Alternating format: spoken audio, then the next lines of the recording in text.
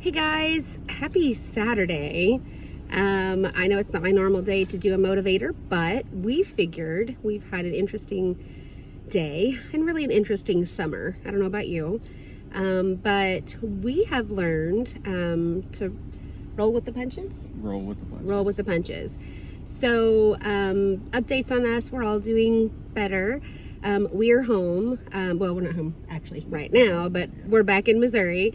Mom's doing a little better every day that she's not having dialysis. She feels better. Days that she does have dialysis, it's pretty much dialysis and done.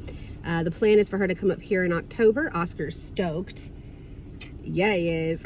I got room in the barn. She can snuggle with the cow. She got ventilation, free air. Yeah, you know, some grain. She'll be all right. We'll still take her to dialysis. You know, we won't even make her ride a cow. Got fresh hay for her. You know, she can make a bed. Yeah, so snuggle. she's fine. She's good to go. I don't know why she's nervous about coming up, but whatever. Anyway, we're going to get to keep her from October to January. So we'll have our hands full, but at least it'll give my sister a break that she desperately needs. So all of our kids are doing well. Baby Cooey is cooking well and should be here next month. So my plan is to leave at the end of the month to get to go spend a little bit of time with them and just be there to help them move through this process. I think he's going to be here early. He's due the 21st, but I think he's going to be here right around the 9th. So he's calling 9th. I'm calling 20th just because I think that would be funny. But I think he's going to be around the 9th. Okay, so anyway, so sometime in September we will become grandparents. We're so excited. Well, I'm excited. Yeah, I'm excited. He's excited I got too. plenty of Mountain Dew and chocolate. Yeah, we're already ready.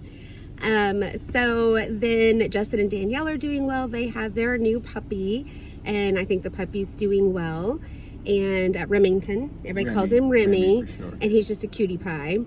And Maddie's doing well. She's back at college. We moved her in for the RA week, so she was there for a whole week before all the students got there.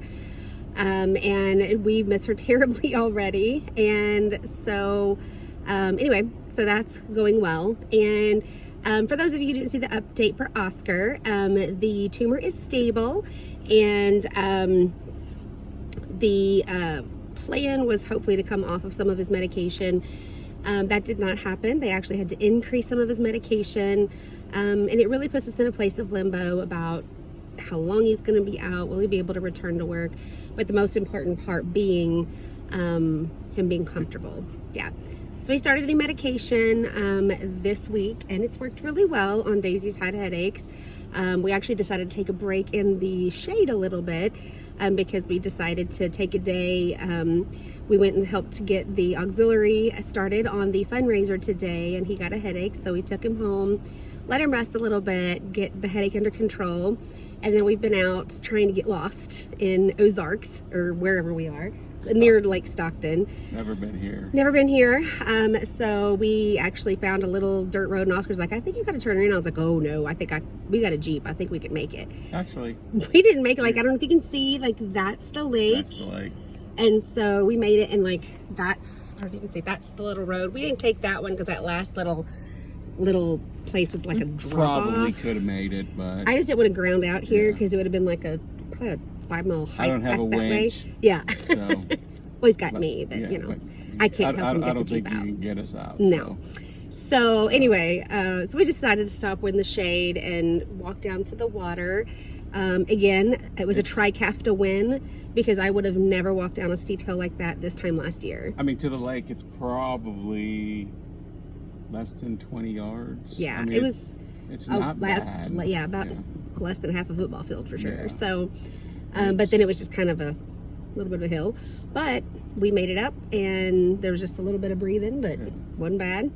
A little heavy breathing. Nice place to go fishing. I mean, oh, there's a lot of fish jumping up. Perfect time right now because the fish are hungry. They're jumping, and I mean, boy, I was like, oh, maybe we need to put a pin here. Yeah, I told him, I said, we'll try to find it again. We'll have to put a pin in our map whenever we get internet. I'm recording this, and I'm going to upload it later because I know that, you know, there's not enough internet out here. So anyway, so one of the things that Oscar and I have been through over this last few months, well, really couple years. Couple years. But he's really reinforced it since this year. 2020 has really almost been a refining and finishing process of what the Lord had begun in us about 4 years ago, when he upset us from our home, our retirement home that we had invested a lot of our assets in, and moved us to a place where we knew no one. And then once we moved here, just encountered challenge after challenge. And one of the things that Oscar and I dedicated ourselves to in 2008 was we gave our lives to him for ministry or whatever, and so we have been working on our ministry credentials, and we've done that very slowly, but the Lord has been doing a lot of stuff in us through the process, because we just know that our life is not our own. We're bought with a price, and whatever that means. So we've really been trying to learn and grow through what we've been going through. Some of it's been harder than I others. think for me it's been harder. I think for me I've always, I guess, I like having a plan. I kind of, Plans are nice. For me on the railroad, it's when I'm home, I know what I want to do when I get up in the morning. I kind of have a plan worked out, and sometimes, when Gail calls me, hey babe, I forgot something, can you come out and bring it to me? Or work. And then for me it's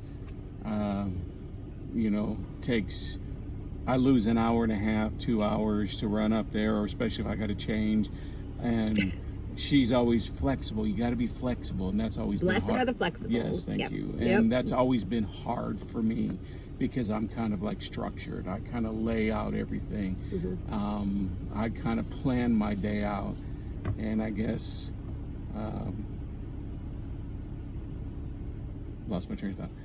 I guess for the last couple of months, I guess more than months, is being flexible and learning how to adjust and to go with the flow. So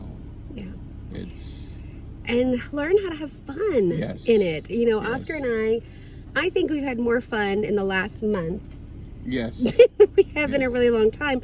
And not because we've gotten to go on vacation or go do anything. It's literally, we called our little trip to Rochester / St. Louis / funeral a doctorcation. So it was trips that were required, to go to the doctor, things that we had to do. But the Lord has been teaching us endurance in the race. Paul says, I've run a good race. I've finished my fight. I want to finish well. Now we're nowhere near finishing. God's still got a ton for both of us to do. But I don't want to lose heart. The Bible also says, don't be weary in well-doing, because in the end, you're going to reap what you've been sowing. And so for us, if it's, if life's tough, you can either choose to just be like, oh my gosh, here we go again. It's another bad day. What are we going to do? Blah, blah, blah. Or you can be like, okay, well, so hey, let's go find a creek. We chose in Rochester the one day that we had, and realistically out of the entire trip it was about 2 hours of our 2 or 3 days up there. We chose to get the little Lime scooters they have there. It's like a pretty fun scooter where you pay with your phone and you jump on it. Nobody died. I may have come off twice, but I landed on my feet. But it was fun, and he about plowed me over, which was great. And the guy laughing in the street was actually the funniest part, because he's like, you were this close. And he's like, yeah, I was. But it was fun. And so God has been teaching us that no matter what you're facing, no matter what you're fighting, no matter what you're going through, you can choose to enjoy it. You can choose to have fun in the journey. Or you can choose to whine and complain about nothing's going your way, how you don't feel good, how you don't have enough money, how you don't have enough friends.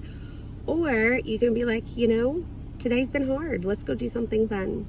And if that literally consists of going and sitting in the car and pretending like you're going somewhere, do that.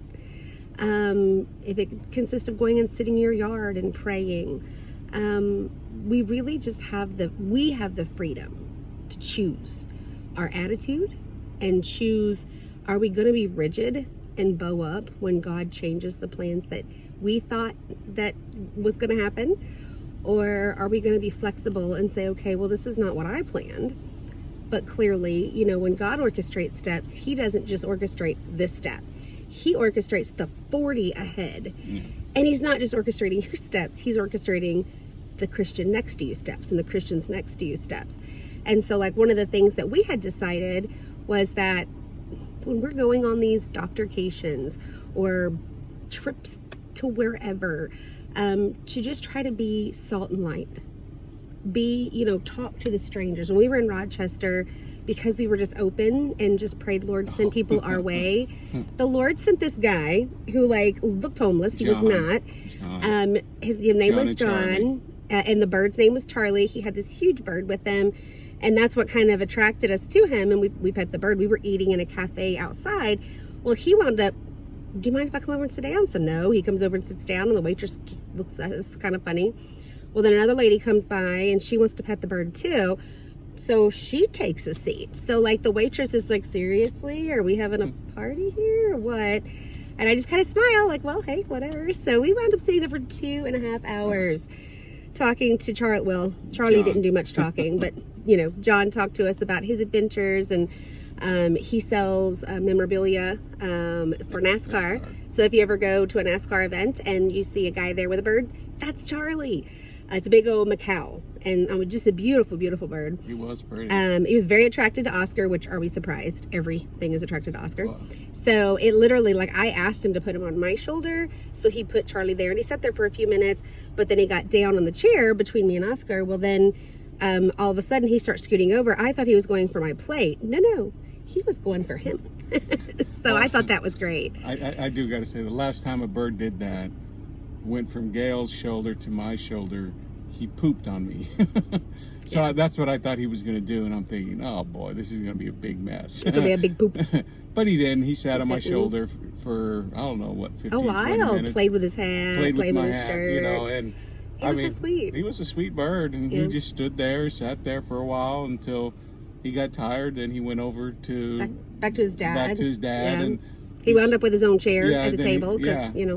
But, he needed his own chair. He was a beautiful bird, and I think he was 8 years old.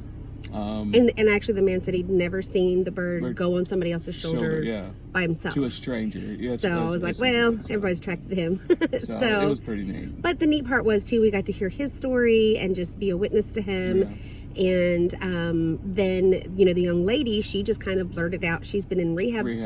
She'd been sober for 2 years, and she didn't know what I did, but we kind of talked for a few minutes. And so, if you let yourself be open, we could have been there like, oh my gosh, because this was after we went to the doctor. So we could have spent the whole next day whining and crying because he can't go back to work right away, because things didn't go the way that we thought that they would go, and been woe is me, whatever. But we weren't. We chose to, and we had chosen that on the way up because the summer had been so hard for us. We're like, we're going to have fun. We're going to make it a vacation-ish. And these are things we have to do, but there's nothing that says that we can't have fun doing it. Right. And then on the way to St. Louis, for those who don't know, I got a call from my bonus mother, Harriet, that they were actually burying her sister in St. Louis. And I was like, well, funny thing, we're on our way to St. Louis. I see the doctor on Monday. They were burying her on Tuesday. So, again, orchestrated steps. I said, well, if the hotel will provide us another night's stay, then you'll be able to have the room available, then we'll stay and go to the funeral. And so we were able to do that and not be upset about it and not be like, oh my gosh, that's not part of our plan. It was like, all right, we just make the arrangements, we just do it, because again, our life is not our own. We're bought with a price. And I'm so glad that I got to see my dad and bonus mom and be able to minister to her. This was really hard for her because the death was unexpected. It happened during the height of COVID, so nobody got to be there. It was so hard for her. And so I was so grateful to the Lord that he provided that opportunity for us to be able to be a part. So God knows what we need. And so that, I know that's a lot of information today, but to me, I tell you all of this because, with my motivators, even though they're not always on Monday, although I call them Monday motivators anyway. We can post it on Monday. I guess, I could hold on to it until Monday, so whatever. But I've always wanted just to share what the Lord's done in our life. It's not that I feel like I have any deeper insight than anyone else, But, you know, God says that we're supposed to be a lighthouse. We're supposed to share what he's done for us. And so we're willing to share when it's like, please pray for us. So of course we would want to share when it's like, okay, this is what God's teaching us. So I hope that this summer has been a little easier on you than it has been us. But regardless, whether it was a super easy summer, I've not heard anybody say that yet. I've not heard one person say, oh, the summer was great. So I think a lot of us endured some unexpected encounters over the summer. I think a lot of people are going through a lot of different challenges, you know, at home, especially with COVID, you know, with school, and now with the possibility of school starting back up. And some of the people we talk to, they're concerned, you know, parents are concerned where they may, we were talking to one parent where in their school district, they're saying they may only go to school for 2 days and then have internet school 3 days a week. School for 3 days. So that's going to be kind of hard because where parents are used to the kids being in school for 5 days. Or especially if they're working full time, or that'd be really hard. So, you know, everybody's going through a change right now. So, you know, and believe me, I hate change. I have a hard time adapting or being flexible. I get it. So, you know, my advice, and it took me a long time, believe me, it took me a long time to be flexible. I get it, you know, and just roll with the punches. Be flexible. You might as well roll with the punches and be flexible. And then instead of being there and pouting, so bad. Yes, but believe me, I've been there. I pouted, you know, I whined and cried. Yes, I've cried a lot and pouted. It's a lot easier just being flexible and work with it. It's easier. And that goes toward a relationship too. Like, I was noticing something that I had done to his vehicle that I didn't notice that I did at the time. But when I put the dent in it, and I just that was a long time ago. The truck? I was talking about this one. I didn't put a dent in this car. No, oh, that was you. I was just kidding. I didn't do that. I'm innocent. Well, at least for that. Well, I didn't realize until today, and we were taking the tops and stuff off, that I had actually scratched a part of the plastic when I was convincing him that we could put a 10-foot tin. Oh, I saw it, but I just didn't say anything. That is rolling with the punches, because 15 years ago, I may have been beheaded. Like, at least verbally beheaded. What would I do? Would I find someone else? I mean, come on. It's true, he is stuck with me. But what I'm saying is, by learning the art of rolling with the punches. Sure. Oh, it's on you now. It's on your hand. It's on your hand. Ooh, bugs. But the art of rolling with the punches is not just for like the big changes in life. It can also be like when your wife puts a scratch in your car trying to do something that you told her you shouldn't do anyway. But by the way, we did make it home with that 10-foot tin, and it was like over my head and stuck in the visors. And Oscar, as we pulled out of Menards, he was like, I was not. He was a little embarrassed. I am a redneck. I am from the backwoods of Alabama, and if I want something to get home, I will duct tape it, strap it, rope it. I mean, I got him home, so I didn't even have to duct tape him or anything. So I did move a rocking chair on the hood of my Saturn like 20 years ago. That's a Beverly Hillbilly, you know. I wanted the rocking chair. Now, if you would have had your grandma strapped to it, that would have been worse. Then I would have been like, no, I'm sorry, we're not getting married. You know, I draw the line. Anyway, but even in your relationship, you know, if the wife does something that you're like, is it worth ripping her apart? Or if the husband doesn't do something, he doesn't take out the trash, is it worth ripping him apart? Like, really picking your battles and rolling with it, because life is short, and the way to have a good, tight, healthy relationship is loving each other enough to have grace and mercy, roll with the punches, right? Yeah. Because again, you can bow up, you can be harsh, you can be whatever, but you know, if you're really mean to that spouse, and I'm being honest, if you're really mean to that spouse and you mistreat them, demanding them to change, are they really going to wipe your butt or are they just going to like put you in a nursing home when you get old? You know, and these are things to think about. I know we kind of joke about those things, but you know, you're supposed to be good to each other. So I guess I probably should wrap it up before we are filled with bugs. Or a spider. Oh, please kill it. Yes, or I will have a heart attack. Thank you. See, he's my spider killer. Now, if a snake falls in the car, that's my job. No, I'm jumping out. A spider crawls in. Oh man, I hate spiders. So anyway, well, we love you guys, and I appreciate all the prayers. I know that I try to put that out there on social media, but not everybody gets on social media. I know we've got our older guys, like this guy over here, doesn't really care for social media, but that's how I keep up with people. So if you know somebody who doesn't do social media but wants updates, please feel free to share them. Download this video. I'm going to put it on Facebook and YouTube. So, you know, pull it off of whichever social media site you want to, or share it, just so that you're not having to tell everybody how we really are, without going into all the details. But we do appreciate your prayers. We appreciate your love. We appreciate your support. And we just pray for your ongoing prayer, that whatever the Lord has for us, that we continue to roll with the punches. And we look forward to the new, or not new, I just went blank. The new... No, the changes, I guess. Oh, yeah. That we be excited about the changes. Yes. That's what we were just praying. Yes. We were praying down by the lake. And it's like, Lord, whatever it is that you have for us, because we do have that feeling of change. Yes. Which is never a fun feeling. And sometimes. we kind of have an idea of what... Some of it. It's one of those things you have to take a deep breath. Right. It's not what I expected, but I mean... I don't know if I expected it. We kind of thought maybe, but...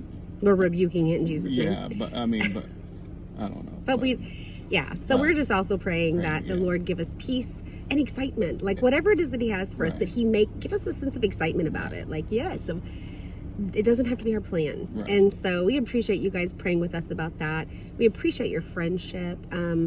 Friendship has become so important to us. And as adults, especially when you have kids, you really don't have a lot of close friends because you have kids. So our Springfield family has just loved us. Our Cape family's loved us. Our Alabama family's loved us. So we've been getting a lot of love, and we appreciate it. And we hope that we're being able to give that back to you. And Gail loves to cook, so if you ever want to stop by, just call. He cooks. She likes to cook. So. I'll fix your motor. I'll plant you a garden. I can run an excavator. I learned how to do that this summer. I can burn just about any food for you too, if you'd like me to do that. It's clearly the cook in the family's him. Electrical work, I got you. But yeah, anyway, we're kind of an odd couple that way, but it works, right? So, all right, we love you guys. Hope you have a wonderful rest of your weekend. Hope you're doing something fun and rolling with the punches, whatever punches it is you're taking, and hopefully they're not like literal punches with each other. So, if so, just get the big boxing gloves. It leaves less bruises. So, all right, we'll talk to you soon. Bye.